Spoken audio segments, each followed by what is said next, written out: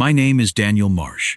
I'm 39 years old, and I need you to sit with one sentence before I tell you anything else. My wife was walking for 3 months before I ever found out about it. 3 months. 90-something days of watching me carry her up our own front steps. 90-something nights of me coming home from a second job so tired I couldn't feel my own hands, while she sat in that wheelchair like it was the most natural thing in the world. To afford my paralyzed wife's surgery, I started working part-time at a hotel. And one day, when I walked into a room on the 3rd floor, I froze at the sight in front of me. I'm going to tell you exactly what that sight was, and I'm going to tell you exactly what it cost her to let me find out. But before I do, if you're watching this, hit that like button right now. Subscribe to Karma's Door if you haven't already, and drop a comment telling me what state or country you're watching from tonight. I want to see where this story is landing.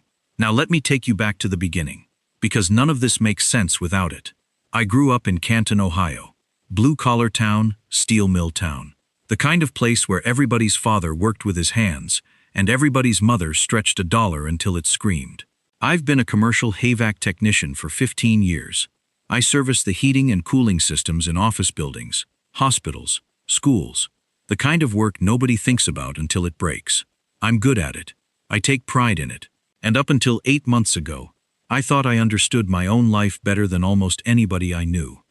I married Rebecca Sinclair, Rebecca Marsh now. 7 years ago, in a small ceremony at a lake house her family used to rent every summer outside of Sandusky. She was 31 when we got married. I was 32.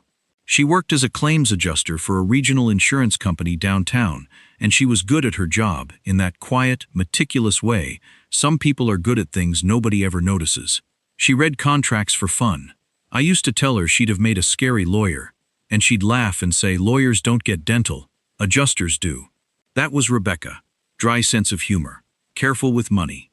Careful with everything. Or so I believed. I want you to understand something. Before I go further, I loved my wife. I don't say that lightly, and I don't say it in the past tense by accident. I loved her the way you love somebody you've built an actual life with. Mortgage, car payments, a dog named Biscuit that she picked out and I pretended not to want. 7 years is long enough to know somebody's coffee order, their sleeping habits, the exact face they make when they're lying about being fine. I thought I knew her completely.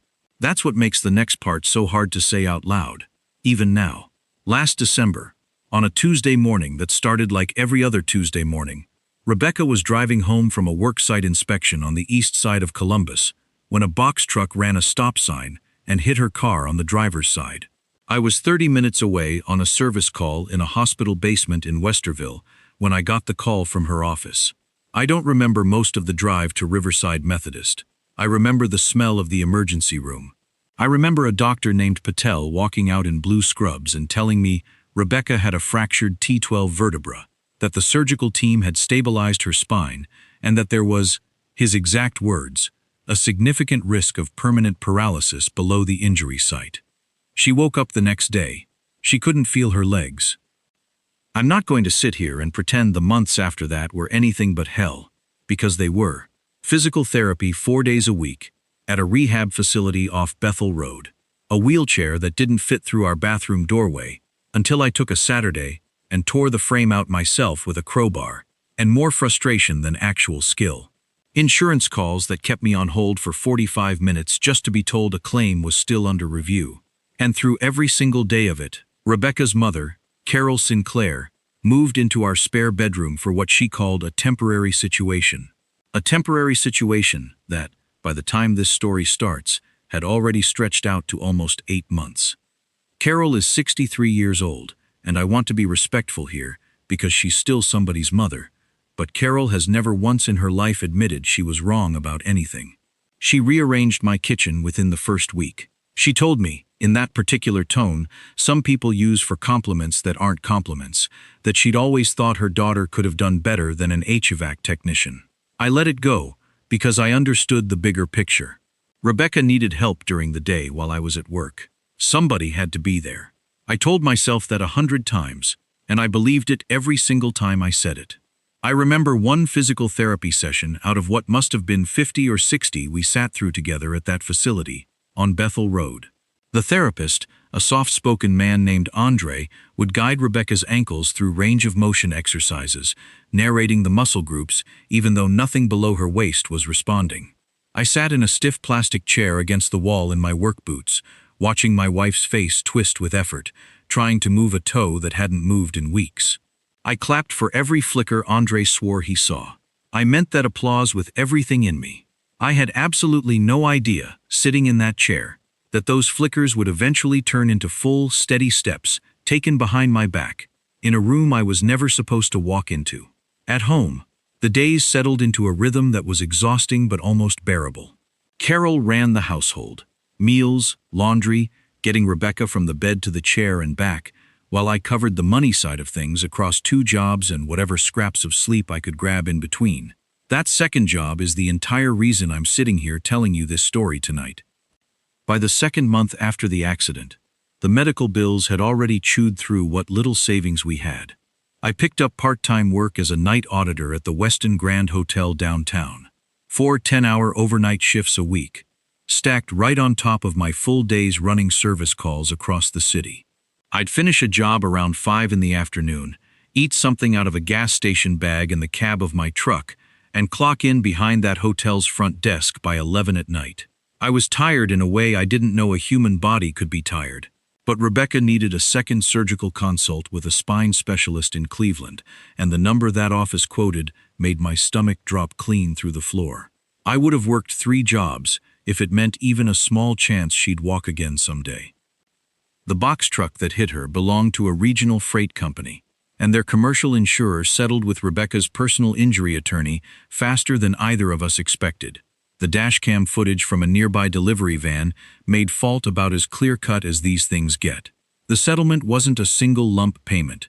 Given the severity of the injury, it was structured 2 ways: an upfront amount covering immediate medical costs and legal fees, and a separate monthly disability payment on top of that, meant to replace her lost income for as long as the impairment continued and was medically documented. That monthly payment was the piece that mattered most to our actual survival. It was also the piece nobody thought to stop once she didn't need it anymore. Even with that monthly money coming in, it still wasn't enough on its own.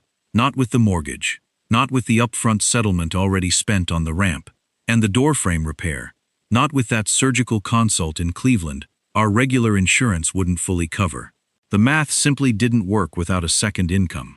That's exactly why the hotel job existed in the first place. Here's the part that still makes me laugh now. In that hollow, bitter way where nothing is actually funny.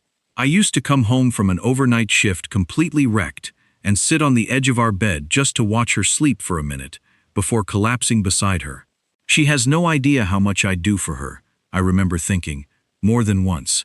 I had no idea at the time how right I was and how completely backwards. Because Rebecca's paralysis wasn't the only thing being hidden from me in that house. I just didn't know it yet.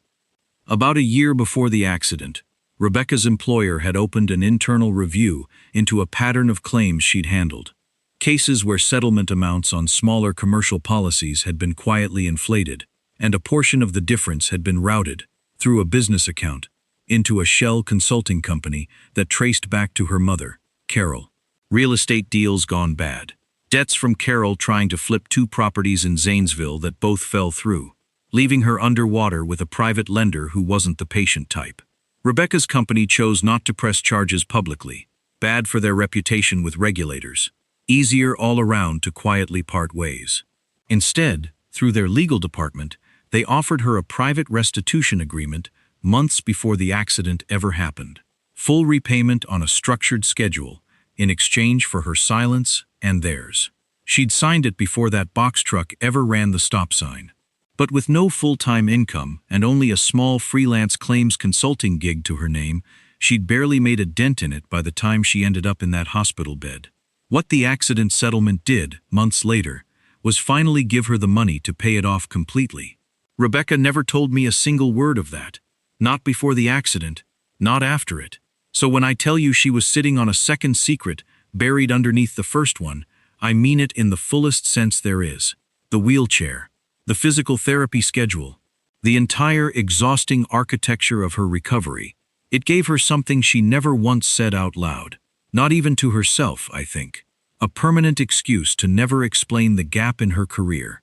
Never risk me eventually asking the one question she could not survive answering honestly. Why did you actually leave your job, Rebecca? I didn't know any of that yet. All I knew, on a rare Saturday off from both jobs in the middle of July, was that an old friend named Marcus Webb had been texting me for 2 weeks straight, telling me I had to come see the hotel he was managing on the north side of town. Marcus and I went to trade school together back when we were both 19, both convinced we'd own our own company by 25. Life had other plans for both of us. He drifted into hospitality management. I stayed buried in ductwork and compressors. But we'd stayed close, and he kept texting. Just come by on your day off, man. I'll walk you around. 20 minutes, tops. I told Rebecca I'd be back by early afternoon. She was set up in the living room in her chair, a blanket over her legs even though it was July, and the air conditioning was doing more than its job. Watching something on her laptop, one earbud in, half paying attention. She gave me a small wave without fully looking up. I didn't know it yet, but that would be the last completely ordinary goodbye we ever had as husband and wife. I drove across town with the windows down, some sports talk station humming low on the radio, thinking about nothing more complicated than whether Marcus's hotel bar made a decent cup of coffee. I want you to remember exactly how ordinary that drive was, because what waited on the other side of it took that ordinary Saturday afternoon and split my entire life clean in half, into a before and an after. If you're still with me right now, do me a favor and drop a comment letting me know where you're watching this from. I read every single one. And if this story is hitting you the way it hit me living through it, hit subscribe, because Karma's Door has a lot more stories like this one coming. The hotel Marcus managed smelled like fresh carpet glue and expensive candles, the good kind of new, marble floors in the lobby, a chandelier that probably cost more than my truck and both of Marcus's cars combined. He met me at the front desk in a sharp gray vest, grinning at me the exact same way he used to across a trade school workbench. "Look at you, Mr. Manager," I told him, shaking his hand. "Look at you, man. You look like you haven't slept since the Browns had a winning season." "That's not fair, Marcus," I told him. "That was one specific year, and you know it." He walked me through the lobby, past a converted lounge that used to be a library, out onto a rooftop patio that looked down over the tree line of the whole street. We were laughing about a ceiling fan I'd botched installing in his apartment back in trade school, shorted out half his floor trying to save him $30, when his radio crackled with a housekeeping request about a room on the 3rd floor. 2 minutes, he told me, already walking backward toward the stairwell. "Grab a coffee at the bar. I'll be right back." I didn't grab a coffee. I wandered instead, the way you do in a genuinely nice building, running my hand along the polished railing, admiring the joinery on a staircase somebody clearly cared about. I found myself standing near the base of that main staircase, looking up toward the 3rd floor landing, when I heard a laugh drift down toward me. I knew that laugh instantly. 7 years of marriage does that to a person. I stood there for a full 3 seconds, genuinely confused, because the laugh I knew belonged to a woman who could not, according to every single doctor we had seen in the past 8 months, climb a single stair unassisted. My brain scrambled to build me some kind of reasonable explanation. Maybe it's someone who sounds like her. Maybe I'm exhausted and hearing things. And while the rest of me was still arguing with itself, my legs, without waiting for permission, started carrying me up those stairs. The door to room 314 was standing open a few inches. A housekeeping cart shoved half into the hallway, like whoever left it hadn't pulled the door shut all the way. I nudged it open another few inches without even thinking about what I was doing. And there was my wife, standing on both feet, dressed in fitted workout clothes and a jacket I didn't recognize. Her hair pulled back, color in her cheeks I hadn't seen since before the accident. She wasn't leaning on anything. No railing, no cane, no wall for support. She was standing in the middle of a hotel room, laughing, both arms wrapped around a man in a charcoal suit who was hugging her back like the two of them had just won something. For one full second, I genuinely thought I might be losing my mind. The man in the suit looked to be in his early 50s, gray at the temples, a leather folder tucked under one arm even mid-hug. Carol was there too, seated in an armchair by the window with a glass of something dark in her hand, beaming at the two of them the way a proud mother watches her daughter cross a graduation stage. Nobody had noticed me yet. I stood frozen in that doorway and watched my supposedly paralyzed wife rise up onto her toes to hug a stranger tighter, laughing at something I couldn't hear, while her mother raised a glass to toast them from across the room. Then Rebecca's eyes found me over the man's shoulder. Her entire face changed. The laugh died in her throat before it could even finish. "Daniel," that was all she got out before I stepped fully into the room. The man in the suit spun around fast, and I watched the color drain out of his face too. Carol set her glass down so quickly it sloshed onto the side table. "I can explain," Rebecca said, and her voice came out strange. Too high. The voice of someone whose entire carefully built world had just taken a direct hit below the waterline. "You can walk." That was the only thing my brain could produce. Not a question, just a bare fact spoken out loud, like saying it plainly enough might make the universe rearrange itself back into something that still made sense. "Daniel, you can walk, Rebecca." My voice climbed, and I didn't care one bit who heard it through that open door. 8 months. 8 months I've watched you cry trying to get from the bed to the chair by yourself.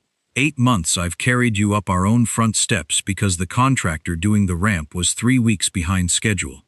I tore a doorframe clean out of a wall in our own house for you, and you're standing here laughing, hugging some man in a suit like it's a celebration.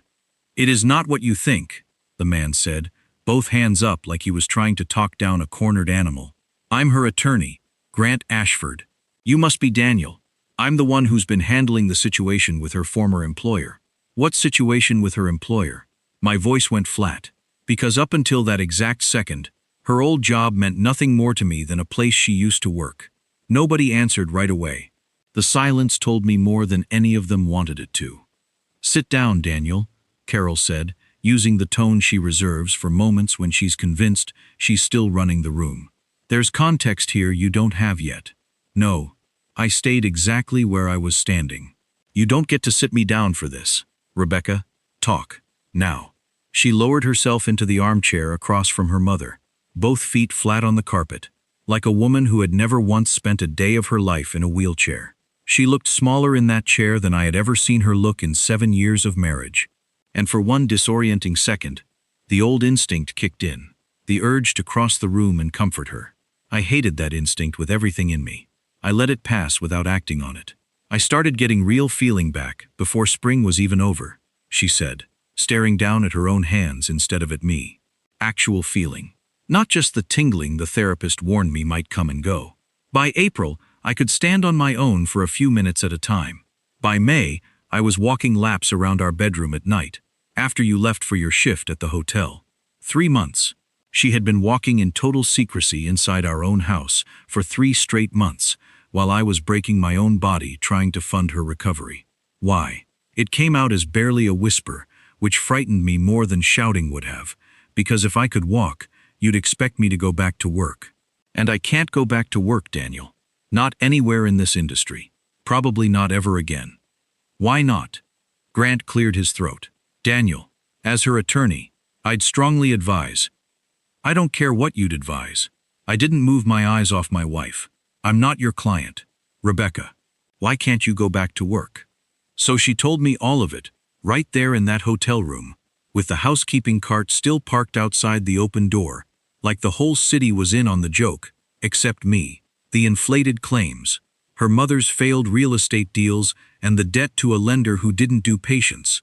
The company's furious, quiet decision not to prosecute as long as she disappeared and never worked in insurance in that state again. All of it, nearly a year old. All of it unfolding underneath my own roof, while I thought the biggest problem in our marriage was a mother-in-law who rearranged my kitchen out of spite. "So the accident," I said slowly, because my brain needed to hear it out loud to actually believe it. "The accident was real." Her voice cracked for the first time since I'd walked in. "Of course it was real. I really couldn't feel my legs for months, Daniel. I really thought I might never walk again. And when I started getting better, I panicked. Being hurt meant I never had to explain the gap in my resume. It meant nobody asked hard questions. because who interrogates a woman in a wheelchair about her old job? It meant my old company's lawyers stayed quiet, because going after a disabled woman publicly would have made them look terrible. My disability was protecting me from every single consequence of what I did. So I kept it going, even after I didn't physically need to anymore. Even after you didn't need to. 3 months, while you worked yourself half to death for a woman who could have been standing at the stove, making you dinner the entire time. I know how that sounds, she added. It doesn't just sound bad, Rebecca. It is bad. I didn't know it yet, standing in that doorway. But the single worst part of that day wasn't even in that hotel room. That part was still 3 weeks away from me. Grant, to his credit, looked genuinely uncomfortable being caught in the middle of someone else's marriage collapsing in real time. For what it's worth, he said carefully, the restitution agreement isn't new. She signed it with her former employer's attorneys before the accident ever happened. What we finalized today is the last installment, funded out of her monthly disability payments from the truck company's settlement. The final payment cleared this morning, using the disability payments. My voice had gone dead calm now, which was somehow worse than shouting. The same monthly checks that were supposed to help pay for a wheelchair ramp, a second surgical consult in Cleveland, 3 months of physical therapy co-pays I've been putting on a credit card since December. Nobody in that room had an answer for that. Carol, for the first time in the 7 years I'd known her, said absolutely nothing at all. Grant shifted his weight, clearly wishing he were anywhere else on the planet. For what it's worth, Daniel, Rebecca never once asked me to keep this from you specifically. She told me you didn't know, and I assumed, wrongly I see now, that the two of you had at least discussed the financial side of things. We discussed the financial side of things constantly, I told him. I told her every single bill, every copay, every dollar I pulled out of savings. What we never discussed was the fact that half of it was funding a lie. Daniel, Rebecca said, and her voice had dropped to something smaller, something that almost sounded like the woman I married, instead of a stranger wearing her face. I was going to tell you. I kept telling myself I'd tell you once. The situation with my old job was fully closed. Once there was nothing left hanging over us. You don't get to explain this away as timing, Rebecca. You had 3 months of nights alone in that bedroom, walking laps. And every single one of those nights, you made a fresh decision not to open our bedroom door and just tell me the truth. That's not bad timing. That's 3 months of choices. Carol finally found her voice, though I almost wish she hadn't. You have no idea what it's like to lose everything you built, Daniel. My daughter was protecting herself. She wasn't protecting herself from me, I said, and my jaw was tight enough that the words barely made it out. I'm the one who tore a door frame out of a wall for her. I'm the one who worked 2 jobs so she wouldn't have to worry about a single thing. She was protecting herself from the truth. There's a difference, Carol, and I think you know it. Carol didn't have an answer for that either. For once in her life, she just looked down at her own hands, the same way her daughter had a few minutes before. I walked out. I didn't slam the door. I didn't say anything dramatic on the way down the stairs. I found Marcus back at the front desk and told him something had come up. And I drove home in complete silence. No sports talk radio. No windows down. Just me and a version of my own marriage I no longer recognized. I want you to stay with me here, because what happened over the next 8 days is the part of this story I'm actually proud of. If you haven't yet, subscribe to Karma's Door right now, because I promise you, the ending is worth staying for. Comment below and tell me where you're watching from tonight, because I genuinely want to know how far this story has traveled. I didn't confront Rebecca again that same night. I sat in my truck in our driveway for close to 40 minutes before I could make myself go inside. And when I finally did, she was already back in the wheelchair. An old habit performed out of pure muscle memory. I think because the second our eyes met across the living room, she seemed to realize how pointless it was, and simply stood up out of it on her own, silently, and walked to the kitchen table instead. We didn't talk that night. I slept in the guest room. I don't think either one of us slept much at all. What I did over the following 8 days, I did quietly, and I did it without telling Rebecca or Carol a single word of it, because I'd learned something important in that hotel room across town. The people who had deceived me for months didn't deserve one shred of advance warning about what came next. Monday morning, before heading out to a service call, I called the truck company's insurance carrier directly, the same carrier that had been sending Rebecca's monthly disability payments since December, whose fraud reporting line was printed on the back of every single one of those statements. I explained calmly that I had personally witnessed my wife walking without any assistance whatsoever, and that I believed those monthly disability payments had continued for months after her mobility genuinely recovered, based on medical information she'd deliberately withheld from everyone, including me. They opened a formal case file on the spot. They told me an investigator would almost certainly request updated medical evaluations, and that any benefits paid out after her documented recovery could be subject to a full clawback, with a possible criminal referral in serious cases. I'll be honest with you, I didn't make that call out of some noble sense of justice. Not at first. I made it because I was furious, and because for 3 straight months my wife had let me destroy my own back, carrying her up our own front steps while she was fully capable of climbing them herself. But somewhere around midweek, sitting in the office of a family law attorney named Denise Okafor, who'd handled my cousin's divorce a couple years back, the raw fury settled into something calmer and considerably more useful. Documentation, Denise told me, leaning back in her chair. Ohio follows equitable distribution, not an automatic even split, and a clearly documented pattern of financial deception. The withheld misconduct at her job, the concealed recovery, the diverted settlement funds, would weigh heavily in my favor when it came to dividing what we owned, and whether I owed a single dollar toward any legal exposure she'd created before I even knew her secret existed.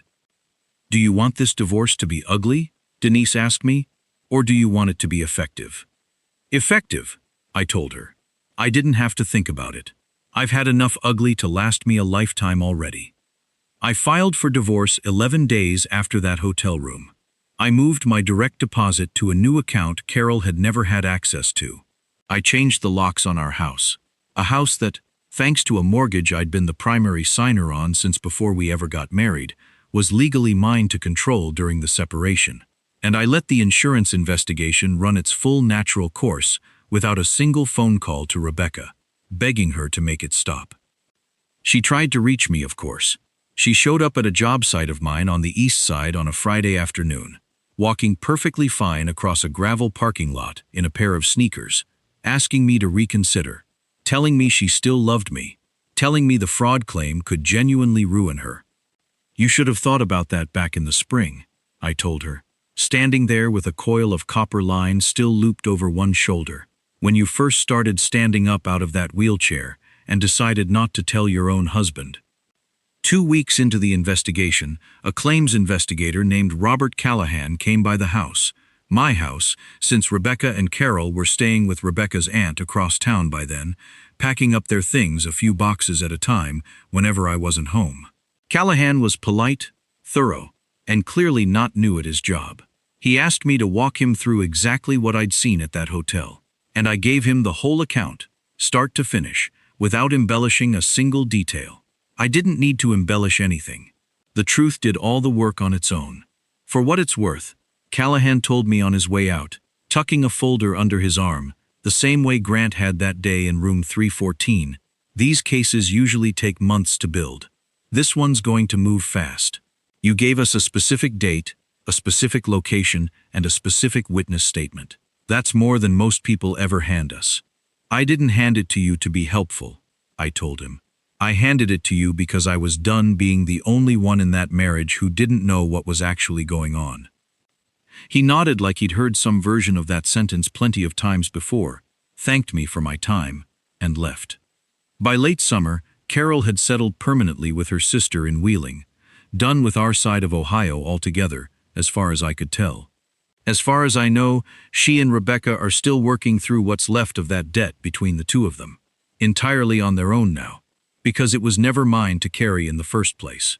The insurance investigator's final report came back exactly the way I expected it would. Documented mobility improvement by early spring. Full ambulatory function by late April. Monthly disability payments accepted straight through July. Despite that recovery, under the policy's fraud clause, The carrier clawed back 3 full months of those disability payments directly from Rebecca's account. The very same money she and Grant had used to finish quietly paying off her old employer. It didn't touch the upfront portion of the settlement, the part that had actually gone toward the ramp and the door frame and the therapy copays while she genuinely couldn't walk. But it did mean she never got to walk out of our marriage with a single dollar of the money she deceived me to help obtain, after she could have simply told me the truth. The divorce was finalized in late September. I kept the house. I kept my truck and my tools. And more importantly, I kept every single hour I used to spend behind that hotel front desk entirely for myself. I gave notice at the Westin Grand 2 weeks after the papers were filed. I didn't need a second job anymore. I didn't need to run my own body into the ground for a woman who had let me believe a lie for 3 straight months, while pretending she couldn't feel her own legs beneath her. Marcus still works at that hotel. We grab a beer every couple of weeks now, and every single time without fail he brings up that Saturday. I still feel bad about it, he told me last month, out on his back porch here in Canton. 2 beers sitting between us on the railing. If I hadn't asked you to come by that day. Don't, I told him. And I meant it. You didn't do a single thing wrong. You just happened to be standing near a front desk when the truth finally decided to walk out on its own 2 feet. He laughed harder at that than the joke probably deserved, but I think we both needed the laugh more than we needed it to actually land. These days, I still work my regular HVAC route, but I picked up 2 new commercial contracts this fall that I never would have had the time or energy for if I were still pulling overnight shifts at that hotel. I sleep close to 8 hours most nights now. I cook my own dinners. Nobody rearranges my kitchen anymore, and honestly, I've come to enjoy the small, stupid peace of finding the coffee exactly where I left it. Last week, one of the guys I work with asked me, half joking over lunch, if I'd thought about dating again. I told him the truth. Not yet, but not never either. I told him the version of me who used to sit on the edge of a hospital bed and think I would do absolutely anything for that woman is still in here somewhere. He just learned the hard way that anything has a limit, and that limit is called honesty. I think about that hotel hallway sometimes. The laugh I recognized before the rest of my brain could even catch up to what it meant. I've replayed it more times than I can count, and every single time I land in the exact same place. I'm not angry that Rebecca got hurt. I'm honestly not even angry anymore about the money. What I can't forgive, what I don't think I'll ever fully set down, is 3 months of watching me carry her up our own front steps. 3 months of letting me believe I was the strongest thing holding our family together, when the truth was, she'd been standing on her own 2 feet the entire time, and simply chose, every single day, not to tell me. That's the whole story. Not a dramatic reveal in a courtroom. Not a scene where somebody throws a drink across a room. Just a quiet hotel hallway on a Saturday afternoon. An old friend's laugh drifting down a staircase. And a truth that had been walking around on its own 2 legs for 3 months, waiting patiently for somebody to finally see it standing up. If this story meant something to you tonight, do 3 things for me before you go. Hit that like button, hit subscribe to Karma's Door so you don't miss the next one, and drop a comment down below telling me exactly where in the world you're watching this from. I read every single comment, and I want to know how far this one traveled. Thank you for sitting with me through this. I'll see you in the next story.